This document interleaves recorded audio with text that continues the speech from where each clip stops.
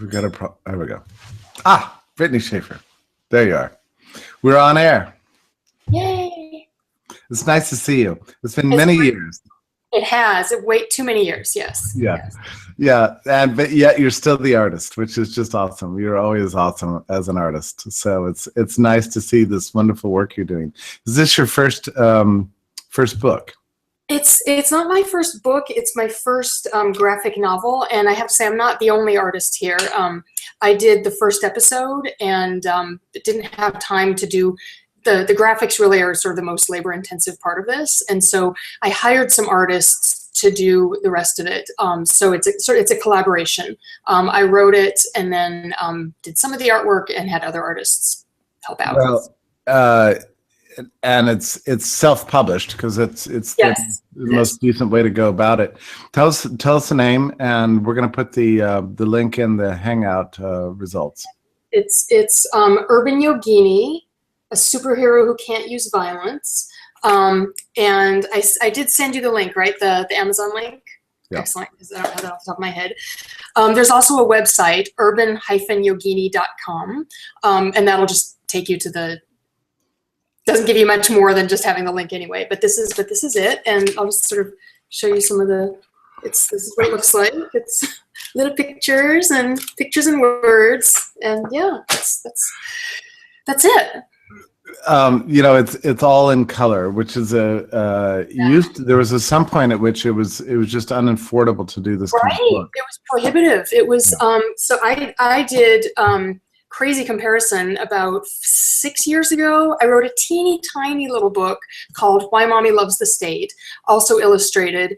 It was maybe I don't know, 16 pages or so, and I'm embarrassed to ask people to go buy it because it was so ridiculously expensive to print. Yeah.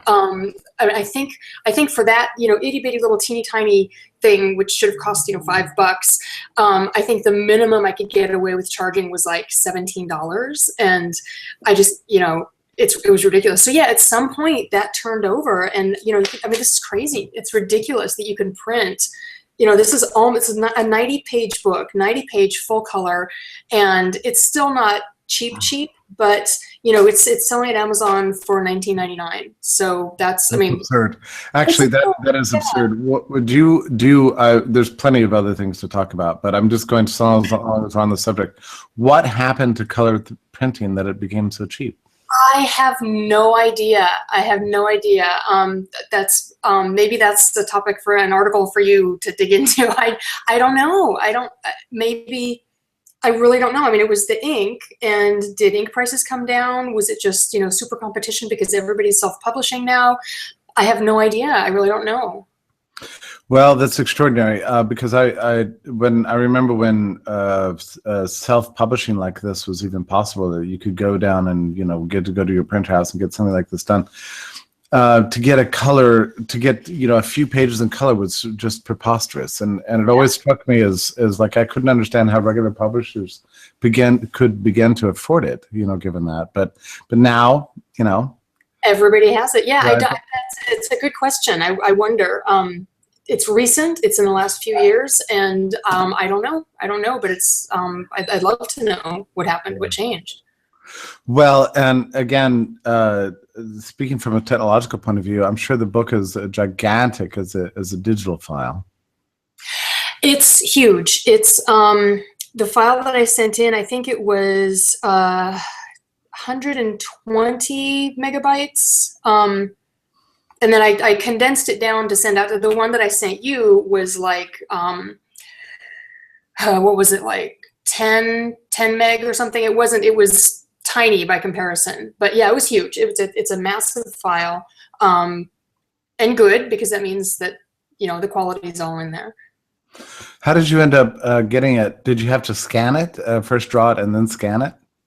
Actually, the episode that I did, that's exactly what I did. I drew it, I scanned it, I put it in there. The artists that I was working with were actually they were kind of doing. Half of the art was done on the computer anyway, so they created Photoshop files. They scanned their initial images, created Photoshop files from that, and then, you know, did the coloring and everything in Photoshop. So half of this was actually, more than half of this was actually created on a computer anyway. So, and that's kind of interesting too, because, you know, I remember the days when I used to do artwork when I lived in Taiwan years and years and years ago. I did artwork for children's books. And I remember, and I was paid by the hour, you know, sitting there with my little crayons and pastels and pens, you know, doing the little hours upon hours of coloring in the little pictures. And it's just, I mean, what you can, it's, you know, these young people today don't appreciate what you can, yeah, it's just, it's crazy how much you can do, you know, how easy it is to get stuff done now. It's just crazy. Yeah, it's a completely different world. But the medium of graphics and sort of graphic novels is a medium you've played with and experimented with a good part of your life, both as a consumer and a producer. No, really, it's kind of new to me. I studied film and I've made films, and I've always kind of been interested in it. This is the first time I've really made, you know, done a full project with it. So it's, yeah, this is kind of new to me. I mean, most of my life I've done, you know, sort of the written word, and the pictures have been sort of my own, you know, filmmaking and stuff more.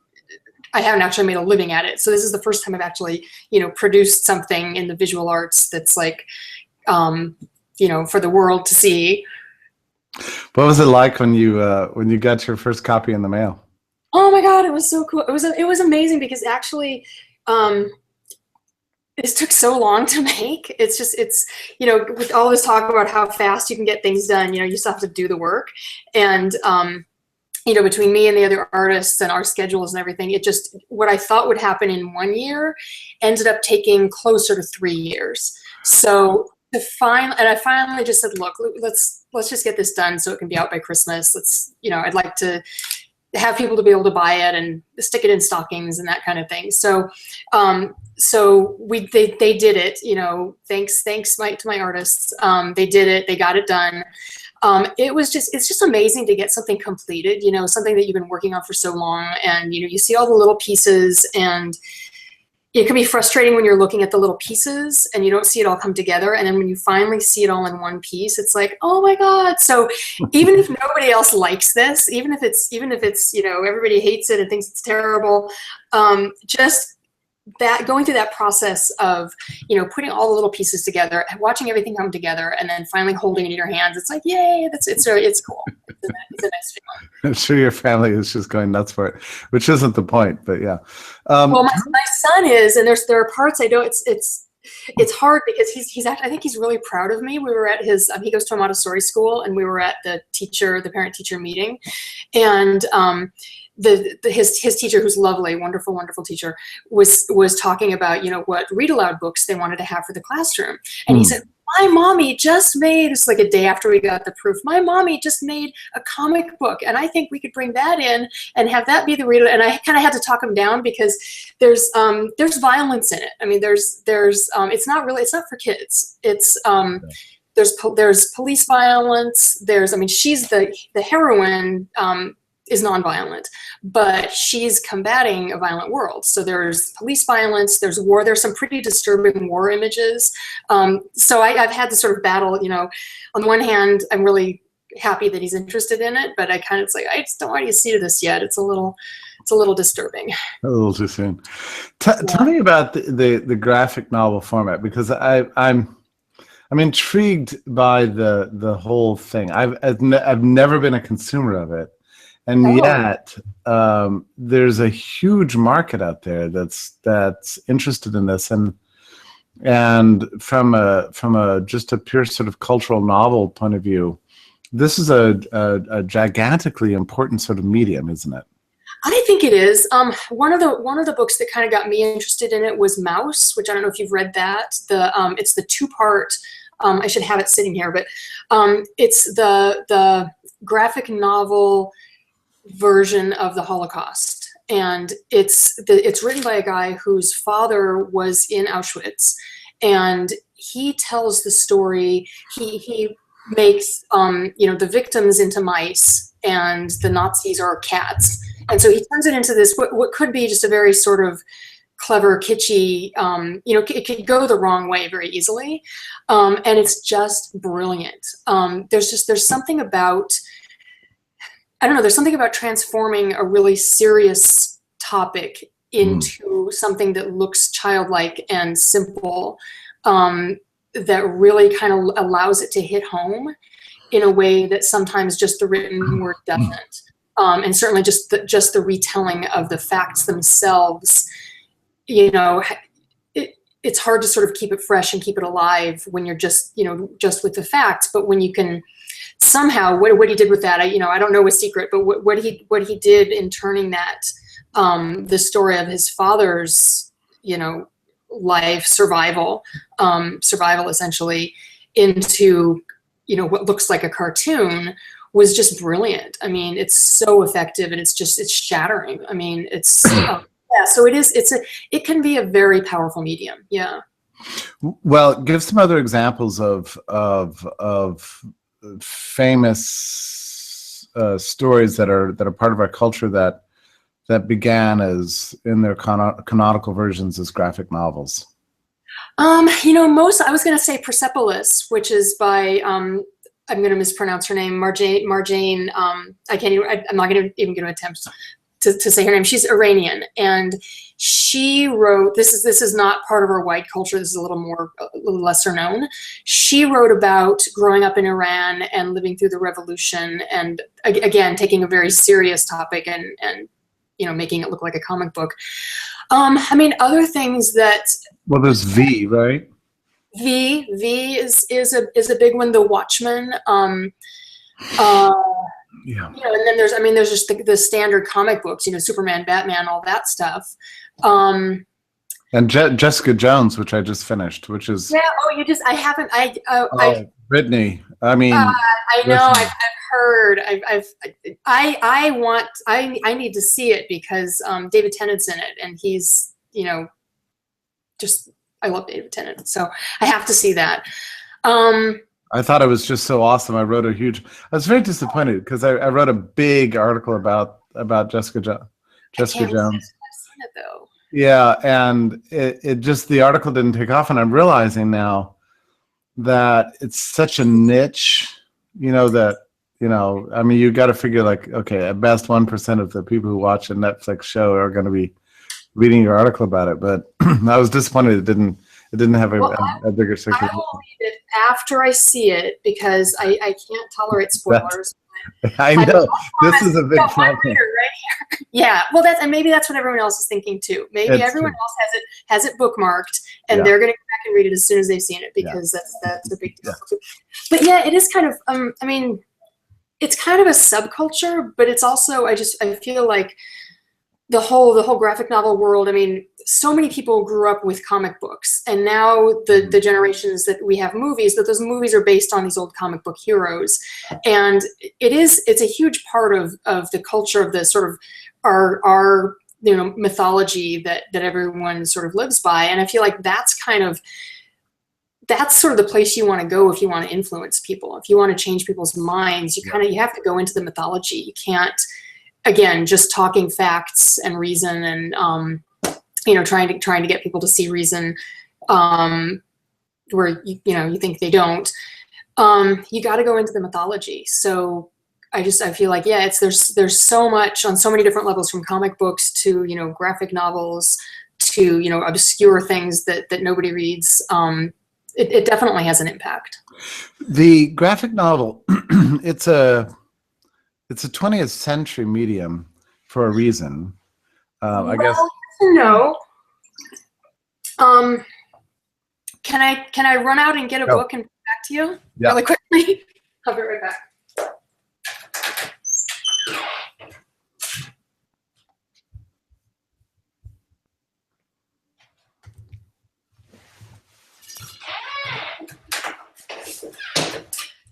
Sorry. This is one of my favorite books. This was an exhibition at the New York Public Library of Japanese. A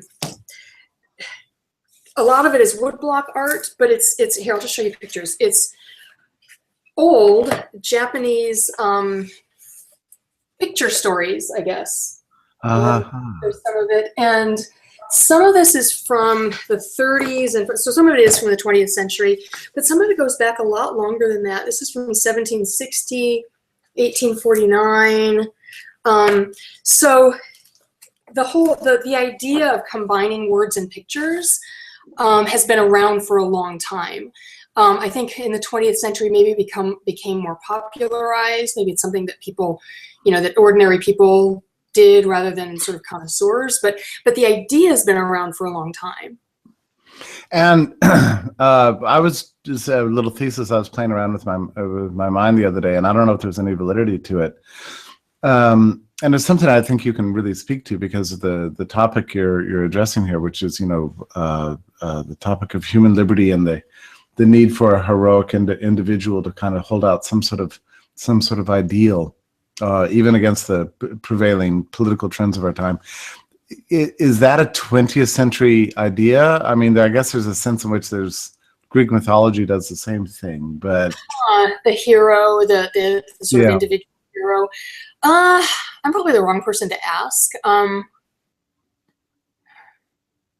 It's just I think back to the 19th century. What were the contemporary stories that held out a person with special skills and maybe Sherlock Holmes or something, but actually I guess that's 20th century. But the idea of the superheroes, right? Because it's just like with the Greeks, it's those are not humans. They're gods, right? Yeah, they're very much a divide, and if you cross that divide, you've broken the rules and get punished in horrible ways. Yeah, maybe. I don't know. Well, in any case, there is a sense in which I think it's fair to say that all modern superheroes as we see them represent a kind of an idealization of certain powers and purposes that lie outside the political sphere. So they almost seem to represent a sort of a disappointment with the capacity of the state to achieve, sort of ideals that we all dream were possible. But then we invent these figures that in our minds that are capable of doing and achieving what we believe would and could be possible in this world. But the institutions we've created have sort of failed to achieve.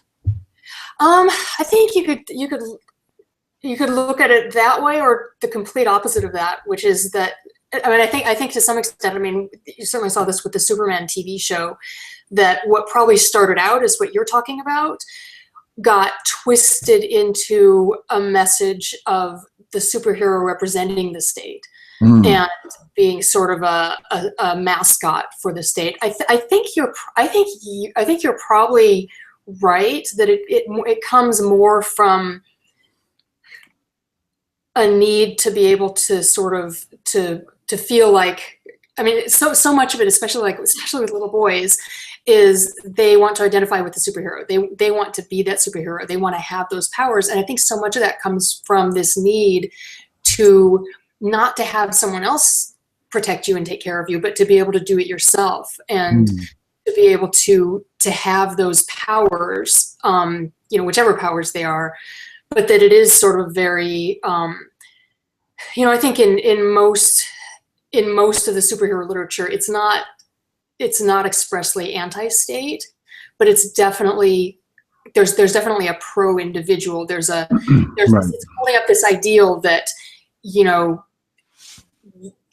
it's not really said, but it's like this could be you. You can you could have the cape. You could be Superman. This is something that an individual can do. It's not part of an institution or a state, which and of course that inevitably gets co-opted by the state. But I think especially recently, like with the Avengers and Iron Man, I mean, there's been some very, very again, if not completely anti-state, very critical of the state superhero message So that's Well, quite often the state, at best, is sort of a benign institution that's sort of reduced to a helper role to the superhero. And a lot of times superheroes... usually kind of bumbling. Yeah. Again, at best is bumbling, at worst is corrupt and evil. Right, yeah.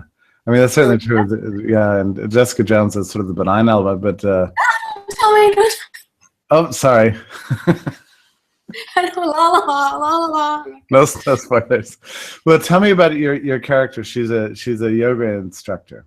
Yeah, so she starts out. Her life has just falling apart. She's lost her job. She's losing her apartment, and she kind of falls into yoga. She works in a yoga studio. She actually doesn't become a teacher. She takes classes. She becomes stronger and more skilled and gets better and better. She's still not a great student. She's surrounded by all these, lithe, beautiful people who've been doing it, since infancy and are just, can do everything.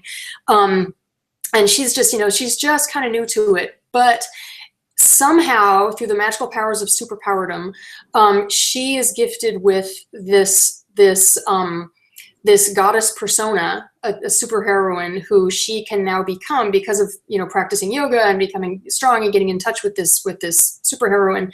She now has this goddess who she becomes this goddess in certain situations, and she doesn't really have a lot of control over it. It's something that kind of happens when she's outraged, when she comes upon a situation where it starts off. The first scene where it happens is she's walking home and she sees some policemen beating up on a man, and she just suddenly starts spinning around and all these sparkles fly and everything, and suddenly she's this goddess or this superhero, and she goes in and she has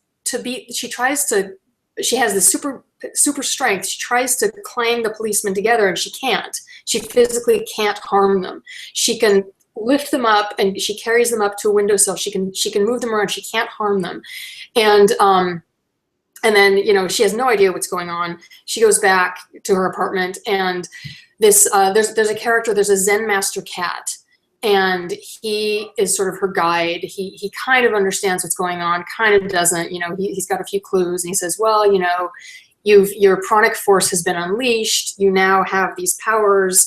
You can use them for good. You can help people, but you can't use violence. And so that sort of sets the stage for all the things that happen next. She's not really crazy about it. She just kind of, because what ends up happening is then she's because she has attacked police officers. She's now the latest terrorist threat, and so the city government is hunting her down. She's having to go into hiding. It's not good for her. This whole development doesn't help her at all. And yet she's still compelled to go along with it, and she wants to help. She wants to do good, but it's a bit of a burden too. It's kind of a pain. So that's that's her. That's Urban Yogini.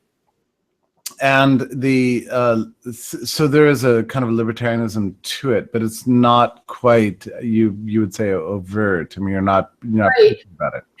Yeah, and that's deliberate, because I thought about this as I was writing it. Did I want to have this be about the NAP? Did I want this to be she's restrained by the non-aggression principle? And just intuitively, that didn't work as well.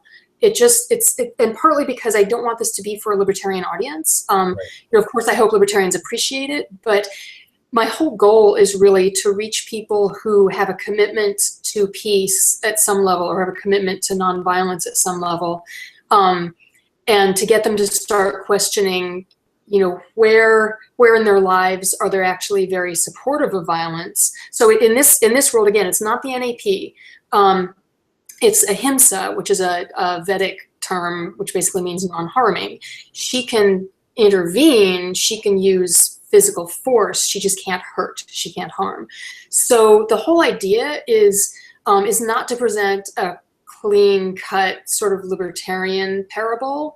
It's more to get non-libertarians, get just ordinary people to start questioning, where's the violence in your life? Where's the violence in your ideology and in your thinking about what's right and what's wrong?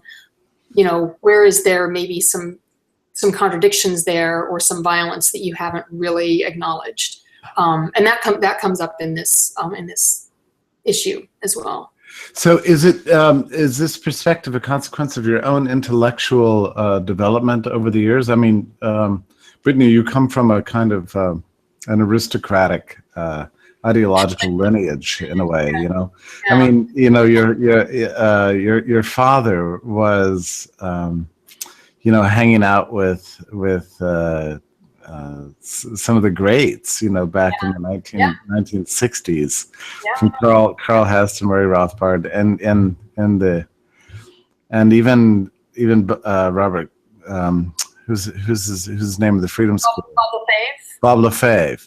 You Yeah. know, I mean, and a major intellectual force in, you know, in a period in which everybody's forgotten, but everybody still benefits from, you know. Yeah. Back Yeah. in the sort of post-war origin of modern libertarianism.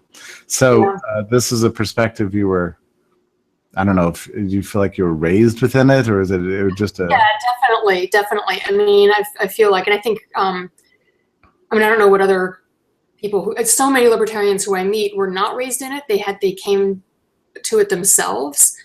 So I don't know how many other people have this experience, but when you're raised in an environment where it's just taken as given that the government is evil, and you know, and coercion is just wrong, that it's always wrong to coerce against someone else, violence is okay in self-defense, all that stuff, you know, to me it's just, well, that's obvious, that's just. And what I've found, I mean, I was a journalist for many years, and you know, I've spent a lot of time, you know, being frustrated because the people around me don't see it that way.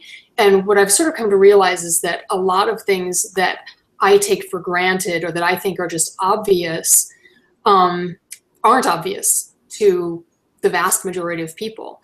And so I've sort of had to back up a little bit and not so much put myself in their shoes, but try to kind of get down to basics, try to get down to the basics of where they're coming from a little bit. And for me, that, I guess in my life, where that's shown up the most is in sort of enlightenment subcultures, in people who practice yoga, meditation, Buddhism, that kind of thing, and then go out and vote, or, you know, support, you know, restrictions on gun ownership, or that's actually not a great example.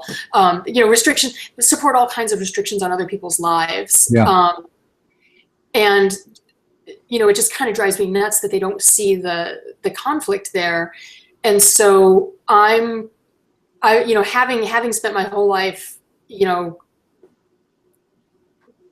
first sort of, you know, just the water that I swam in was that, you know, aggression is wrong, coercion is wrong. And then getting out into the world and realizing, wait a second, there's a lot of people out there who think it's okay. And just sort of struggling with how to deal with that. And for a long, like college, for many, many years, you know, the way I dealt with it was just by getting into arguments with people, which is useful to a point. You know, it gets you to sort of think about your own premises and hone your own arguments and see maybe where you're wrong about some things. But I found that it doesn't really seem to change minds. At least, or maybe I'm just not very good at it.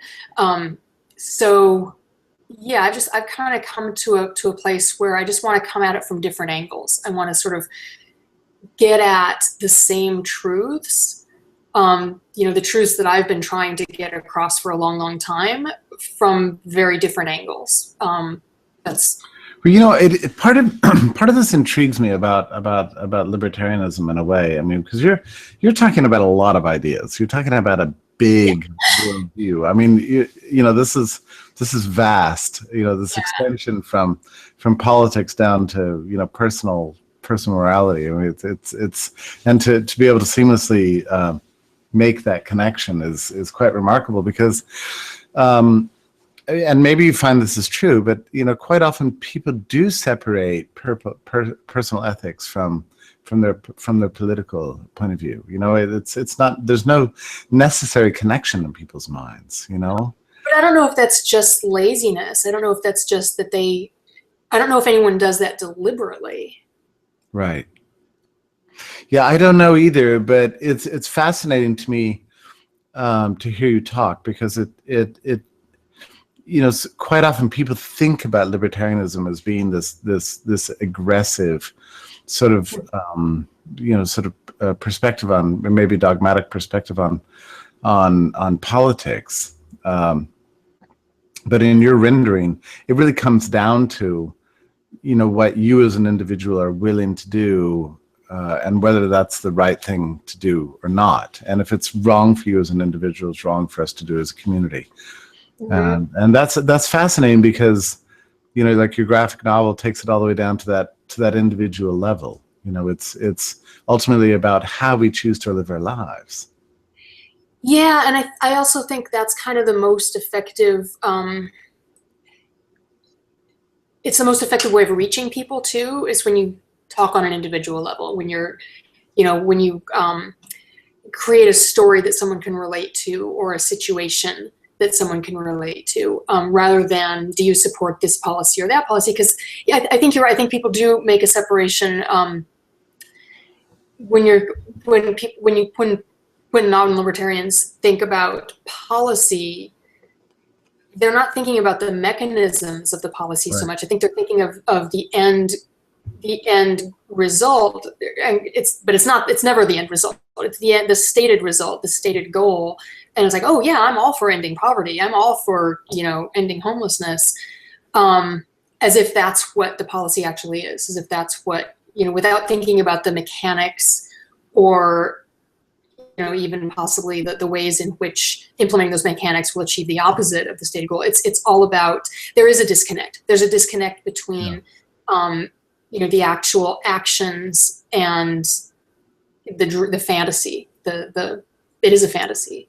Yes, so that you can take some, egregiously immoral activities that a person would do on a level, put it in some sort of magic black box, which we call democracy, and then on the other end, it's all washed clean. It's like a gigantic ethics washing machine. Yeah, that'd be great if there was such a thing. But yeah, I mean and I think that's kind of what I think schools are largely responsible for that, because I think throughout, if you're in government schools especially, you keep getting that indoctrination. You keep getting that thing about, well, here's how democracy works, and here's what you do if you want to affect change in the world. You go through these steps and you use this system, and somehow it's presented in such a way and over again that it's palatable. It becomes, I think, especially if it's something that's presented to you in your childhood, it's just something that you just take for granted. Of course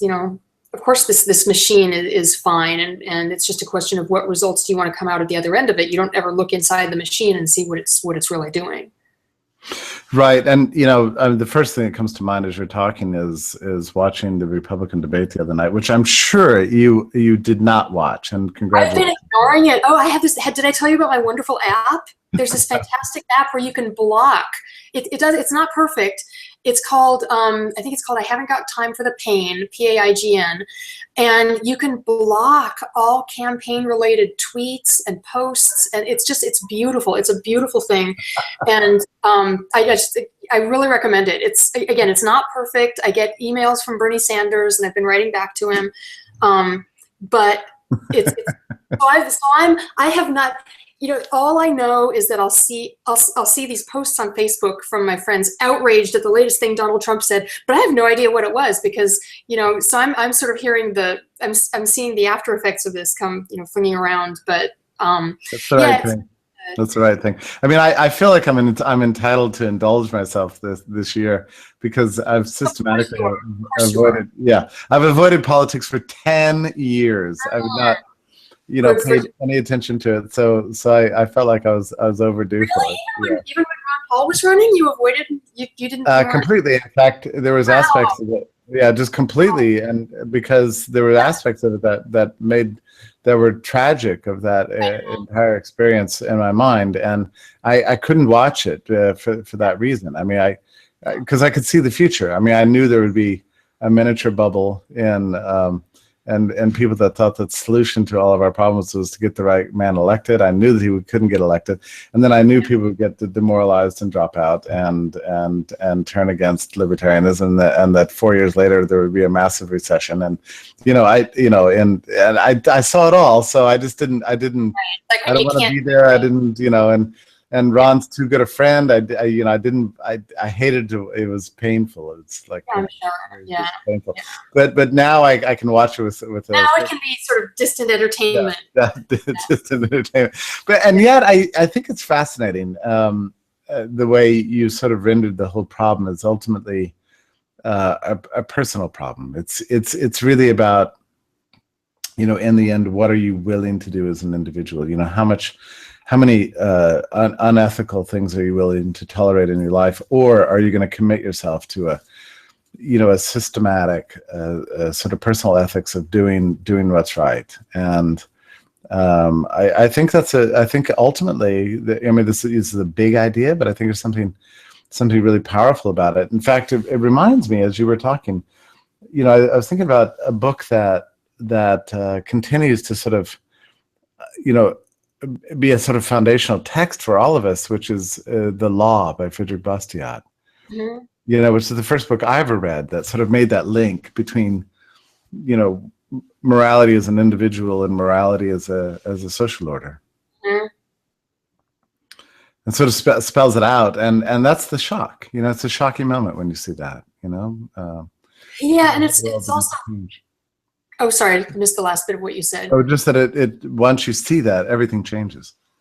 Yeah, and I think we have to keep reminding ourselves that a lot of people haven't seen that, haven't made that connection. I think the other with the elections and with the whole sort of electoral system, the other piece of that is that people want.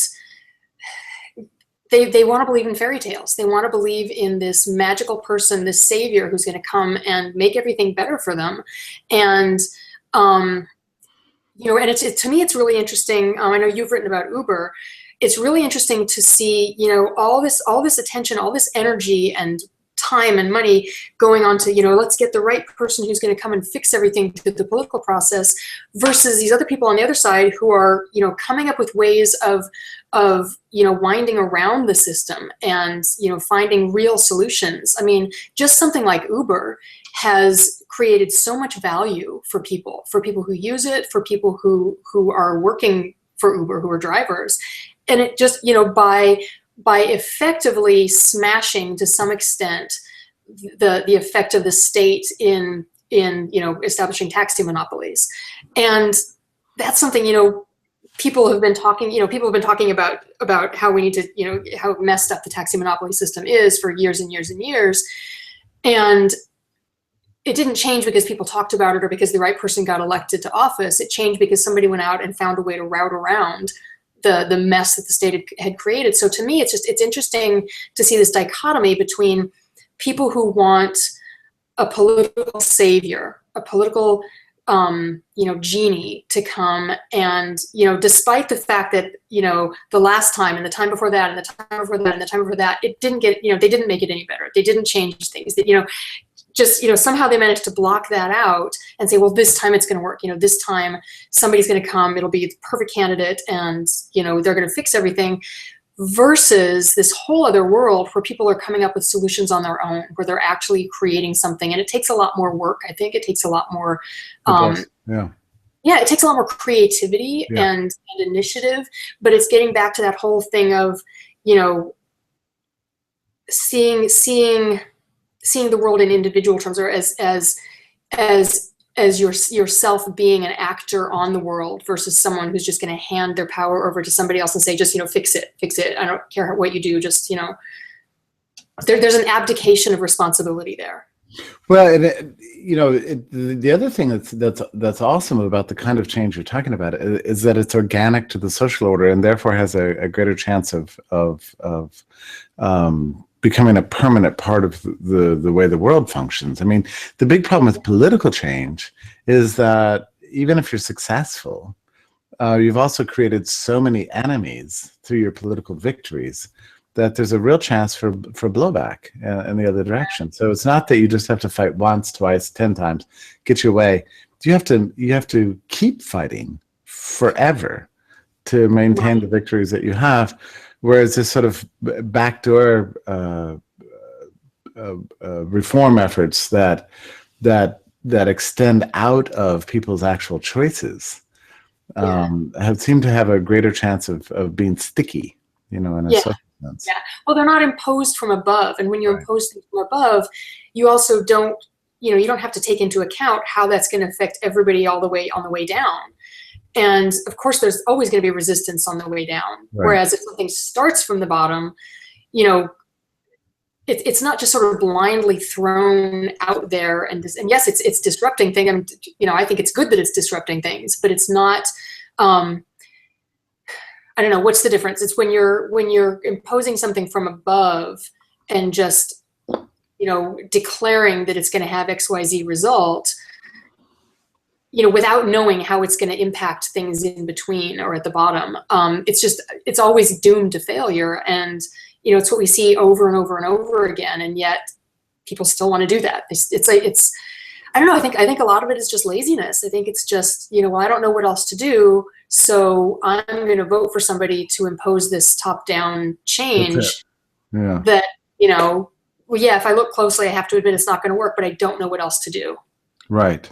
Yeah, I think that's right. And I hate I've always, well, your father is pretty strong about this point, but Butler, I should just say Butler Shaffer, just so you don't know who that is.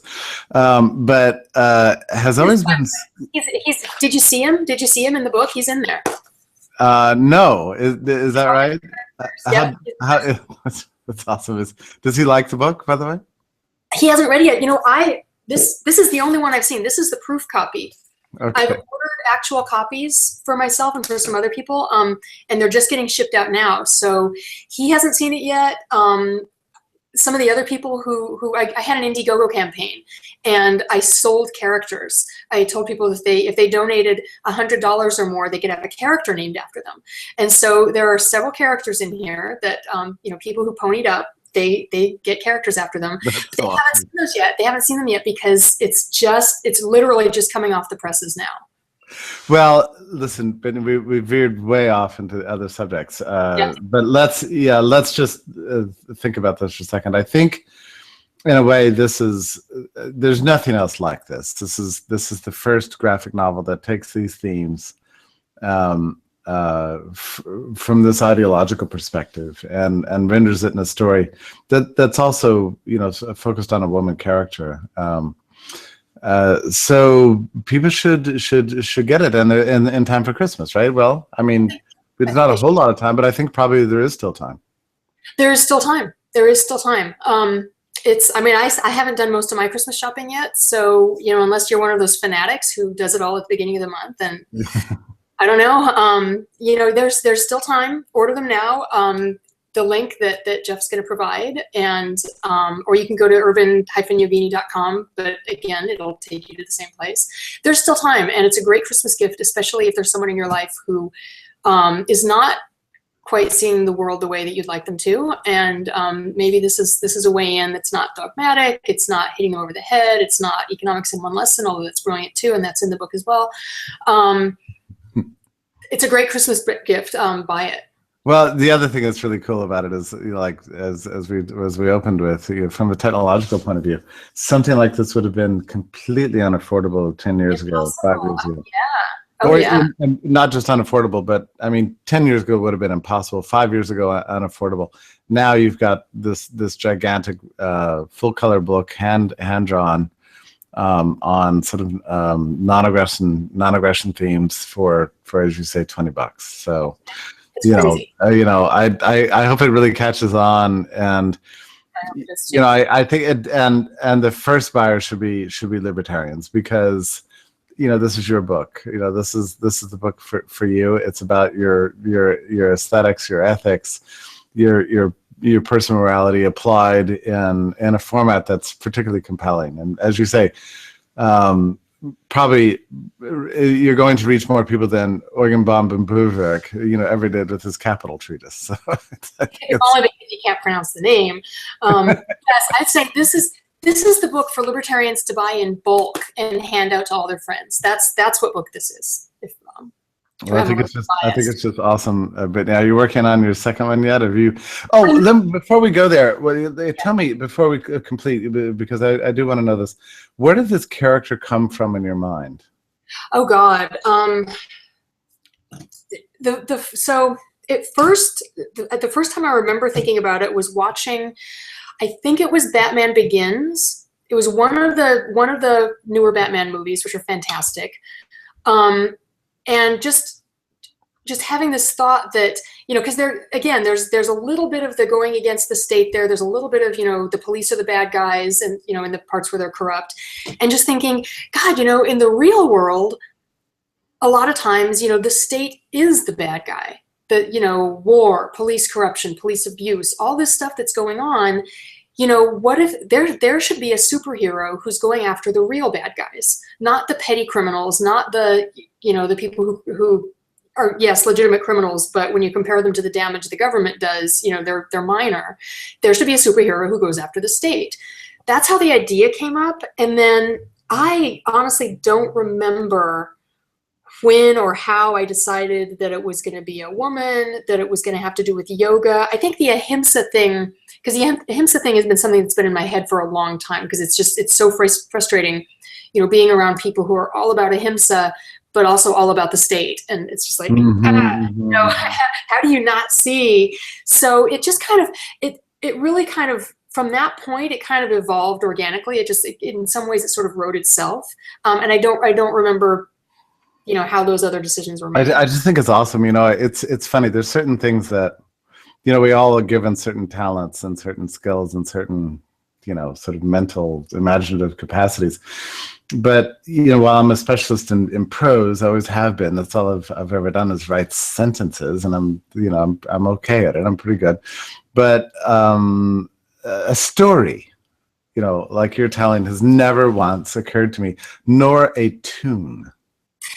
That's a musician, Right. I can't imagine people who can create music. I just can't imagine that skill. Yeah. Stories come to me. There's some things that come to me, but music, it's just, that's magic to me. Right. That's just, I don't understand. To be Bach or Mozart or Taylor Swift, I just don't know where music, how that happens to you. So it's a little bit that way for me with novels and stories too, because I just, it's just not where my brain is. So I admire it. And so clearly you have a gift, and that you said it wrote itself. Well, you can say that, but it's not really true. I understand. So it was a bit flowed out, if you will. Yes. I wrote down the words, but it came very easily.